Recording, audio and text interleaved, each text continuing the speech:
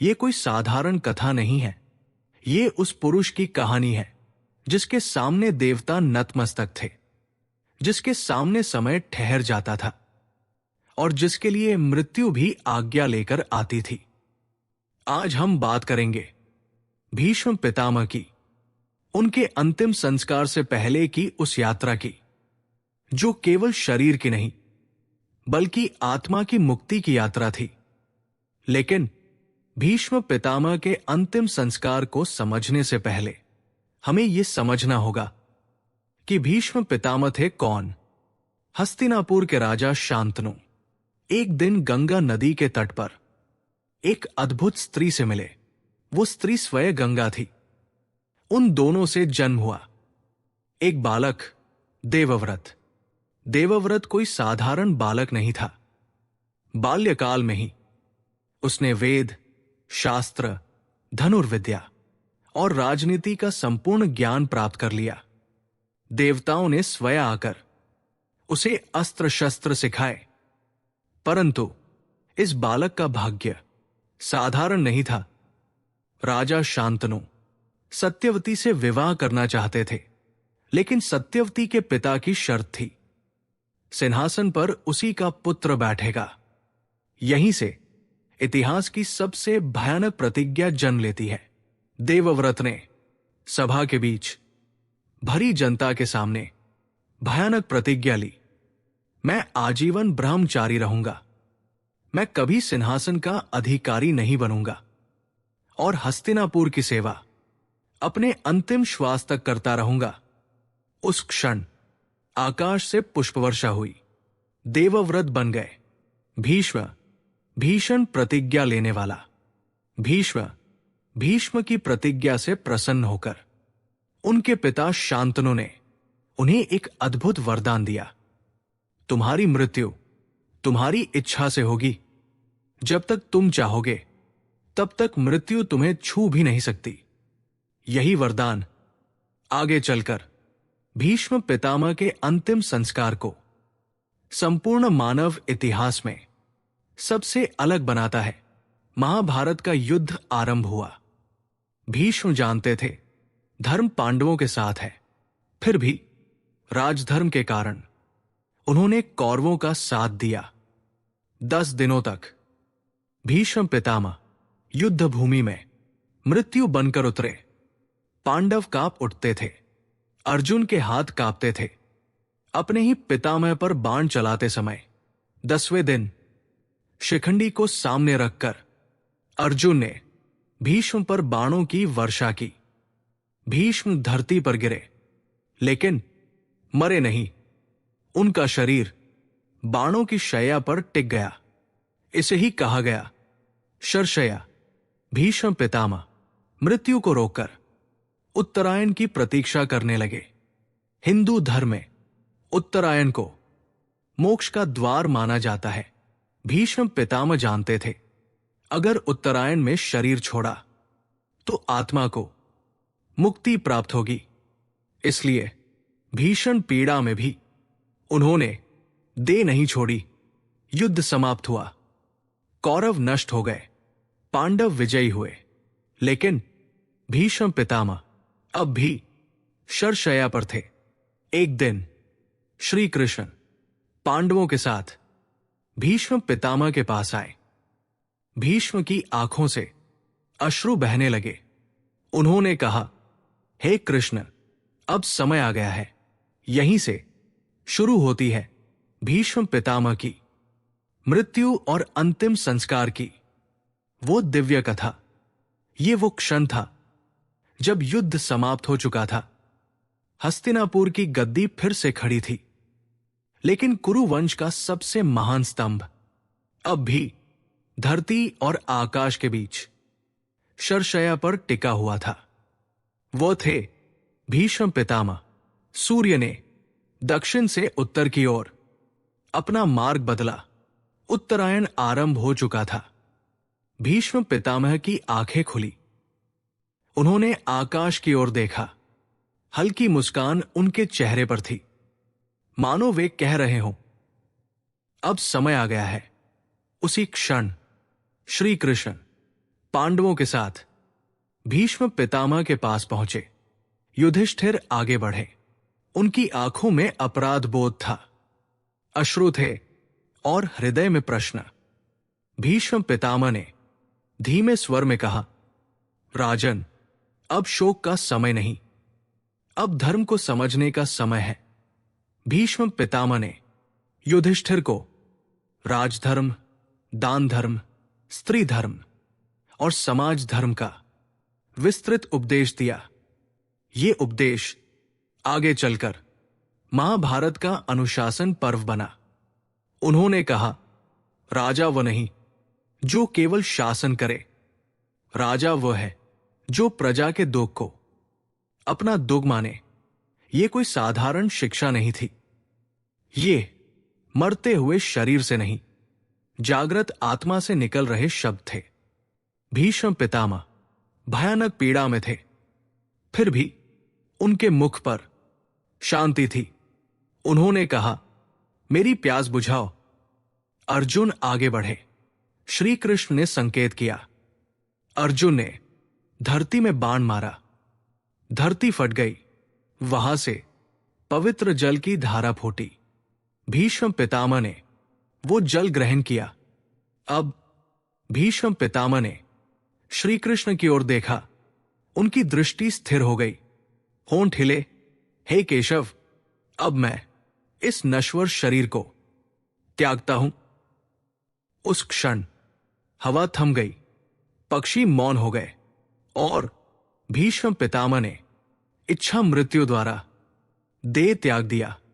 जैसे ही भीष्म की आत्मा ने शरीर छोड़ा, आकाश से पुष्प वर्षा हुई। देवता प्रकट हुए, ऋषि, गंधर्व, अप्सराएं सब उपस्थित थे। ये किसी मनुष्य की मृत्यु नहीं थी, ये एक युग का विसर्जन था। पांडव नतमस्तक थे। श्री कृष्ण मौन खड़े थे। भीष्म पितामह का शरीर अब भी शरशय्या पर था, लेकिन आत्मा बंधन मुक्त हो चुकी थी। भीष्म पितामह ने उत्तरायण के प्रथम दिवस देह त्याग किया। ये समय हिंदू धर्म में अत्यंत पवित्र माना जाता है। युद्ध समाप्त हो चुका था। युधिष्ठिर राजा बन चुके थे। शांति स्थापित हो चुकी थी। देह त्याग के तुरंत बाद उसी दिन भीष्म पितामह का अंतिम संस्कार किया गया, क्योंकि शास्त्र कहते हैं, जिस आत्मा ने इच्छा मृत्यु द्वारा देह छोड़ी हो, उसका संस्कार विलंब से नहीं किया जाता।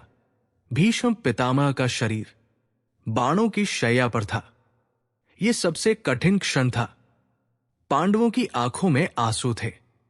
श्री कृष्ण की अनुमति से अर्जुन ने अपने बाणों को धीरे धीरे भीष्म के शरीर से अलग किया। यह कोई युद्ध नहीं था, यह श्रद्धा का कार्य था। जब अंतिम बाण हटाया गया तो भीष्म का शरीर धरती पर सम्मानपूर्वक लिटाया गया। भीष्म पितामह का शरीर बाणों की शैया पर था। यह सबसे कठिन क्षण था। पांडवों की आंखों में आंसू थे। श्री कृष्ण की अनुमति से अर्जुन ने अपने बाणों को धीरे धीरे भीष्म के शरीर से अलग किया। यह कोई युद्ध नहीं था, यह श्रद्धा का कार्य था। जब अंतिम बाण हटाया गया तो भीष्म का शरीर धरती पर सम्मानपूर्वक लिटाया गया। भीष्म पितामह का शरीर स्नान कराया गया। वैदिक मंत्रों का उच्चारण हुआ। ऋषि मुनि उपस्थित थे। देवताओं का आह्वान किया गया। यह कोई सामान्य चिता नहीं थी, ये धर्म की चिता थी। ये प्रश्न अक्सर विवाद का विषय रहा है, लेकिन महाभारत परंपरा के अनुसार युधिष्ठिर ने मुखाग्नि दी, क्योंकि भीष्म पितामह ने सदैव युधिष्ठिर को धर्मराज माना और धर्मराज द्वारा दी गई अग्नि धर्म का प्रतीक थी। जब अग्नि प्रज्वलित हुई वेद मंत्र गूंज उठे। अग्नि नय सुख था। अग्नि साक्षी बनी। हवा स्थिर थी। आकाश मौन था। ये किसी शरीर का दहन नहीं था, ये कर्तव्य का विसर्जन था। जैसे ही अग्नि प्रज्वलित हुई, आकाश से पुष्पवर्षा हुई। देवताओं ने भीष्म पितामह को अंतिम प्रणाम किया, क्योंकि उन्होंने जीवन भर धर्म का भार उठाया था। अगले दिन अस्थि संग्रह किया गया। परंपरा के अनुसार अस्थियों का विसर्जन पवित्र नदी में किया गया। ये आत्मा की पूर्ण मुक्ति का संकेत था। भीष्म पितामह का अंतिम संस्कार हमें सिखाता है, जीवन से बड़ा धर्म होता है। मृत्यु भी अनुशासन चाहती है। सही समय पर किया गया त्याग मोक्ष का द्वार खोल देता है। अग्नि शांत हो चुकी थी। चिता की राख ठंडी पड़ चुकी थी। लेकिन पांडवों के हृदय में अब भी एक अग्नि जल रही थी। ये अग्नि शोक की थी, पछतावे की थी और उस प्रश्न की थी जिसका उत्तर कोई नहीं दे पा रहा था। भीष्म पितामह के अंतिम संस्कार के बाद युधिष्ठिर राज सिंहासन के पास बैठे थे, परंतु उनकी आंखों में राजा होने का गर्व नहीं था। उनके शब्द कांप रहे थे। जिस भीष्म ने हमें धर्म सिखाया, उसी के जीवन काल में मैं युद्ध का कारण बना। यह राज्य मुझे स्वीकार नहीं। युधिष्ठिर राज्य छोड़ने का निर्णय कर चुके थे। युधिष्ठिर को लग रहा था युद्ध रोका जा सकता था, भीष्म को बचाया जा सकता था, रक्तपात टाला जा सकता था। उनका मन कह रहा था, यह राज्य अस्थियों पर खड़ा है। यह वैराग्य किसी संत का नहीं, एक टूटे हुए राजा का था। तभी श्री कृष्ण धीरे धीरे आगे आए। उनका स्वर शांत था, लेकिन शब्द अत्यंत गहरे थे। श्री कृष्ण ने कहा, हे धर्मराज, तुम अपने कर्म से नहीं, अपने भाव से बंधे हो। उन्होंने आगे कहा, धर्म का मार्ग कभी भी सरल नहीं होता, लेकिन उससे पलायन अधर्म होता है। श्री कृष्ण ने भीष्म पितामह का उदाहरण दिया। भीष्म जानते थे कौरव अधर्म पर है, फिर भी राजधर्म निभाया। श्री कृष्ण बोले, त्याग वह नहीं जो भाग कर किया जाए, त्याग वह है जो कर्तव्य निभाते हुए भीतर से किया जाए। युधिष्ठिर मौन हो गए। उनकी आंखों से अश्रु बहने लगे। ये आंसू दुख के नहीं, बोध के थे। श्री कृष्ण ने कहा, भीष्म का अंतिम संस्कार केवल शरीर का नहीं था, वह एक युग का समापन था। अब तुम्हारा कर्तव्य है उस धर्म को जीवित रखना जिसके लिए भीष्म जिए और जले। युधिष्ठिर ने सिर झुकाया। उन्होंने कहा, यदि ये भीष्म की इच्छा है तो मैं राज्य स्वीकार करता हूं, लेकिन धर्म से कभी विचलित नहीं होऊंगा। यहीं से हस्तिनापुर में धर्मराज का सच्चा शासन प्रारंभ हुआ।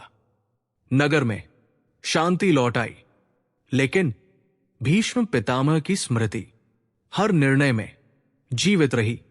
राजा के हर आदेश में भीष्म की छाया थी। भीष्म पितामह का अंतिम संस्कार समाप्त हो चुका था। अग्नि बुझ चुकी थी, मंत्र मौन हो चुके थे, लेकिन भीष्म पितामह समाप्त नहीं हुए थे, क्योंकि कुछ जीवन मृत्यु के बाद और अधिक जीवित हो जाते हैं। भीष्म पितामह का अंतिम संस्कार हमें यह सिखाता है, मृत्यु समय नहीं चुनती, पर धर्म चुनता है कि मृत्यु कैसी होगी। भीष्म ने उत्तरायण में देह त्याग कर यह सिद्ध किया, शरीर नश्वर है लेकिन कर्तव्य अमर है। भीष्म की चिता पर अग्नि ने केवल शरीर नहीं जलाया, उसने अहंकार जलाया, मोह जलाया, भय जलाया और धर्म को शुद्ध रूप में छोड़ दिया। आज जब मनुष्य कर्तव्य से भागता है, भीष्म हमें याद दिलाते हैं, धर्म कठिन है लेकिन वही तुम्हें बचाएगा। आज जब लोग मृत्यु से डरते हैं, भीष्म कहते हैं, मृत्यु से मत डरो, अधर्म से डरो। इच्छा मृत्यु केवल वरदान नहीं थी, ये आत्मनियंत्रण का प्रतीक थी। भीष्म जीवन भर इच्छाओं पर विजय रखते रहे, इसलिए मृत्यु भी उनकी आज्ञा में रही। भीष्म हर उस व्यक्ति में जीवित है जो कर्तव्य नहीं छोड़ता, जो सत्य के लिए त्याग करता है, जो अकेले भी धर्म के साथ खड़ा रहता है। जब भी कोई व्यक्ति सही और गलत के बीच धर्म चुनता है, वहां भीष्म उपस्थित होते हैं। आइए भीष्म पितामह को नमन करें, उनके शरीर को नहीं, उनके चरित्र को, उनकी मृत्यु को नहीं, उनके धर्म को। जहां धर्म है वहां भीष्म है, और जहां भीष्म है वहां अधर्म टिक नहीं सकता। यह था भीष्म पितामह के अंतिम संस्कार की पूर्ण कथा। कब हुआ, कैसे हुआ और क्यों आज भी, वो हमें मार्ग दिखाता है। यदि ये कथा आपके हृदय तक पहुंची हो तो इसे आगे पहुंचाइए, क्योंकि धर्म की कहानियां सुनाई नहीं जाती, जगाई जाती है।